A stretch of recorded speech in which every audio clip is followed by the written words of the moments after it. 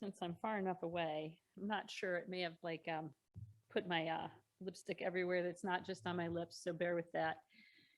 I am the Reverend Debbie Vanden Boom. I am the domestic violence counselor at the Cora Lamping Center. My pronouns are she, her, and I would like us to remember that we are coming together on the sacred grounds of the First Nations of the Potawatomi and the Peoria as we gather today. It is an honor to be here with you sharing a message about the Cora Lamping Center on the last day of Domestic Violence Awareness Month. I'm going to start by talking about the services that the Cora Lamping Center offers, and then I will go into, I was presented with the question, why I am at the Cora Lamping Center doing what I do. So the 4 services that are offered to survivors of domestic and sexual violence are, we have an on-site shelter, we offer case management, there's legal advocacy, and counseling and therapy services. The shelter services are primarily for survivors of intimate partner violence. And if you're not aware of what intimate partner violence is, I have a description from the Centers for Disease Control and Prevention. Intimate partner violence, also known as IPV, is a serious, preventable public health problem. Before I go any farther, I'm going to read that one more time. Intimate partner violence is a serious, preventable public health problem that affects millions of Americans. The term intimate partner violence describes physical violence, sexual violence, stalking, or psychological harm by a current or former partner or spouse. This type of violence can occur among heterosexual or same-sex couples and does not require sexual intimacy. So what we're really talking about when we're talking about domestic violence is power and control. It's the power over the abuser has over the victim, taking away the victim's autonomy and freedom to make their own choices. And that can look like any of those and even more than what was in that description. It can be financial abuse, emotional abuse. And those are the resources that if you go out onto the table afterwards, you can get some more information. Our facility is approximately a 25-bed shelter. And in my time here in the area, in just over a year, I've never been there where it's been full to capacity, but there have been a couple of times that has been almost that full. When an individual is leaving a situation and looking for a safe place to be to go into shelter, on the other side of that then becomes the need to find a safe place to go afterwards. So often our individuals that we are working with are looking for housing, safe place to be. And with that, our case managers assist. There are barriers that might be before safe housing can be gained by an individual, and that might be they might need to have a job so that they have income. There might be childcare might be a necessity. They might need some form of education to help them to get that job. And transportation also can be another barrier to finding a safe place to be. Those are the types of things that a case manager will individually sit down with those people and work on a plan that the individual survivor puts out into place to figure out how they're going to meet their goal. Along with the services of helping individuals find a safe place to be, we have legal advocacy. And the role of legal advocates are to assist individuals in filing personal protection orders. They help them to create safety plans. And what a safety plan is that is a plan of action, kind of like figuring out the overall plan for safe housing. But sometimes individuals who we service aren't out of their situation. They still, for whatever reason, are living with the abuser, and they need to negotiate that in the safest manner that they can. And so safety planning is ways to help someone think about what they can do should there be an incident, and steps that they would take to then get themselves and their children safe if there are children in the household as well. Along with this, our legal advocates can help with resourcing individuals to legal advice places and assistance agencies outside of the Cora Lamping Center. We do not provide legal services. We don't have any lawyers on site, but our legal advocates will help individuals get those services outside of our program. They also might help individuals with getting the places where they need to be for victim compensation. So if something that they can be financially compensated for after the harm that was caused to them, there are resources for that, and that's what legal advocates will assist the individual in finding. They go to court, and at court they can meet individuals and give information about the Cora Lamping Center and resources that are available. And they also can sit in with individuals who are having their court hearings so that the person doesn't feel alone in a very, very difficult and lonely kind of a place. They also work with connecting individuals to other agencies and organizations. The final piece of the services that we offer at the Cora Lamping Center is counseling and therapy.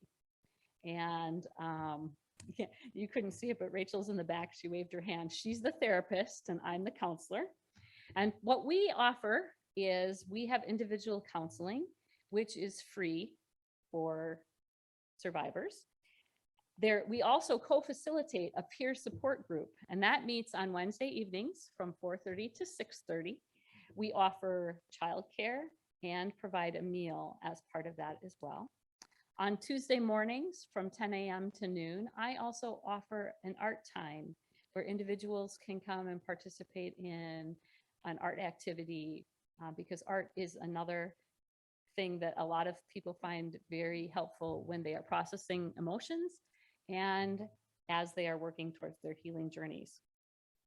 So along with processing emotions, we help our individuals set treatment goals to discover new and different coping strategies and skills so that they can learn different ways to be in relationship with others. We are also walk along support on the healing journey for the individuals who come and participate in counseling services.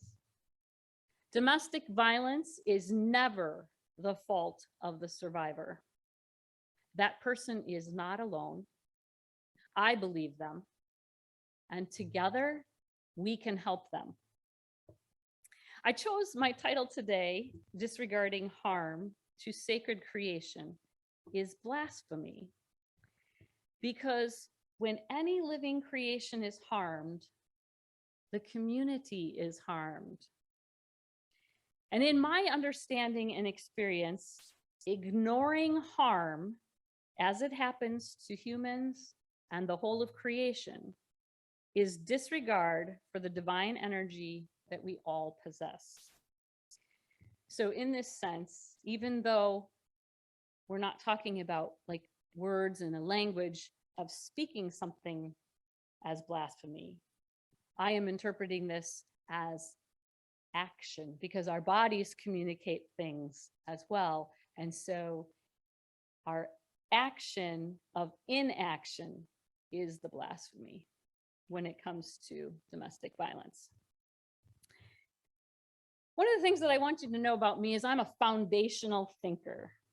So I believe that getting to the root of something is the best way to help change it. And when I was a Christian educator, which was the career prior to going to seminary and what brought me here to Michigan, I was asked by my colleagues to come up with a presentation on anti-bullying. Foundational to why I'm here today. But when I was thinking about that presentation, I had a hard time talking about anti-bullying because it felt like, as the lifeguard, the career before Christian Ed, that it was trying to put a Band-Aid on a wound that needed a tourniquet. Because once the harm has already happened, it has happened. So if we can prevent, that would be better. So my presentation at that point was called Foundations in Friendship, because really to prevent harm, we need to be in healthy relationship with one another. So today's book I chose as a reminder of that piece that we matter. Often individuals, and this may be some of your experience, it's my personal experience, is that I didn't feel worthy and I didn't feel valued. And so I often need to be reminded and hear that I matter piece of the message, because that leads to harm. Sometimes harm we inflict on ourselves and not just the harm that happens to others. The song later on that we will be hearing that I selected is Beautiful by Christina Aguilera. And again, it's reinforcing that idea that each and every one of you is sacred and amazing and beautiful and wonderful. And I'm so glad we are gathered together today. Ideally, I should not have this job. Not that I shouldn't not have a job, but really I shouldn't have a job helping individuals who have been harmed, because if we can prevent that harm, that's the ideal. So I'm working to work myself out of a job, and I hope you'll all join me in that endeavor. So now to address the question about what brought me to my role as domestic violence counselor at the Cora Center. And it has to do with my own personal experience. I am a survivor of spousal rape. And at one point, I sat across from a person like me. And I remember talking to Carmen, and at one point, I saw her for 3 years. I said to her, I said, Carmen, I can do your job. And she affirmed that. She said, you absolutely can do my job. These are the educational goals that you'll need to set. And they fit in very nicely with my ministerial, because I had already felt called as a clergy person. So both of those things came together very nicely. But along with wanting to give back to other individuals who have suffered different traumas than mine, but in similar ways, I also am a storyteller. That's kind of this preaching thing, being up here in the front. And I believe that part of my role at the Cora Lamping Center and in the work that I do, to be a storyteller, I have to be the story keeper as well. And that works very compatibly with the fact that in the clinical setting that individuals are sharing their stories. And I want us to be mindful that in that story sharing, I will never be able to share someone else's story. That's their story. But when they share it with me, just as I'm sharing my story with a piece of my story with all of you today, our stories then become intricately woven together. And it makes us stronger in community overall as we hear one another's stories. And so today, as I am able to share, we are holding in our space all the stories of all of the individuals who have been harmed. And I appreciate that opportunity. I'm going to end my message today with a poem. It's a poem by Debi Vandenboom, written before she was the Reverend Debi Vandenboom.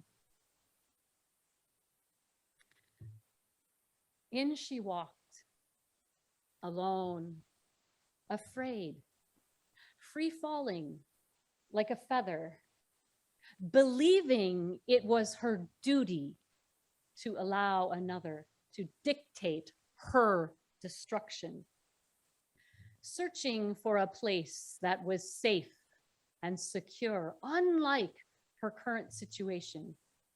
Her survival was born in fortitude. She exemplified courage, yet had no idea she did so. Clutching the paper close to her chest, was her life so fantastical no one would believe it? Wondering if the words she had written were even her story to share. Putting them in print, they became fire. Over time, she learned it was, is, and will always be her story. Discovering how truth-telling, centered and grounded, transformation began. Valuable, worthy, fiercely beautiful, all of these and so much more, using strategies and skills, finding her best attributes, warrior phoenix arose out of the ashes she flew, confident. It was the beginning of a new story.